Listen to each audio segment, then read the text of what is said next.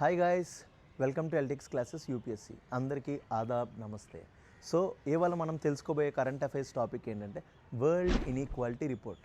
మెయిన్గా ఈ రిపోర్ట్ని ఎవరు రిలీజ్ చేస్తారంటే వరల్డ్ ఇన్ఈక్వాలిటీ ల్యాబ్ అనే ఆర్గనైజేషన్ ఈ రిపోర్ట్ని రిలీజ్ చేస్తుంది అనమాట. ఇన్ఈక్వాలిటీ అంటే ఏంటి? ఇద్దరు ఈక్వల్గా లేకుండా వేరే వేరే ఫుటింగ్స్లో ఉంటాయి, ఒకటి ఎక్కువ ఒకటి తక్కువ ఉంటే దాన్ని ఏమంటాం? ఇన్ఈక్వాలిటీ. ఈ ఆర్గనైజేషన్ ఏదైతే ఉందో ఇన్ఈక్వాలిటీని చాలా పర్స్పెక్టివ్స్ మల్టీ డైమెన్షనల్గా మెజర్ చేస్తుంది. అందులో ఫస్ట్ ఏంటి? Income, wealth, gender, climate justice, ఇవన్నీ పర్స్పెక్టివ్స్ లోపల కూడా ఇన్ఈక్వాలిటీని మెజర్ చేస్తుంది.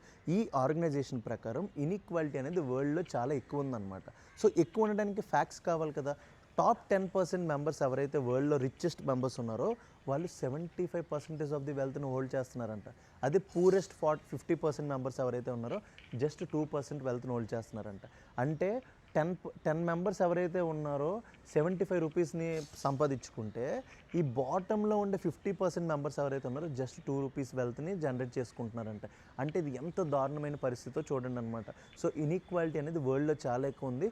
That to when compared with India, వరల్డ్లో టాప్ 10% మెంబర్స్ 75% వెల్త్ హోల్డ్ చేస్తే ఇండియాలో టాప్ 10% మెంబర్స్ 65% వెల్త్ని హోల్డ్ చేస్తున్నారు.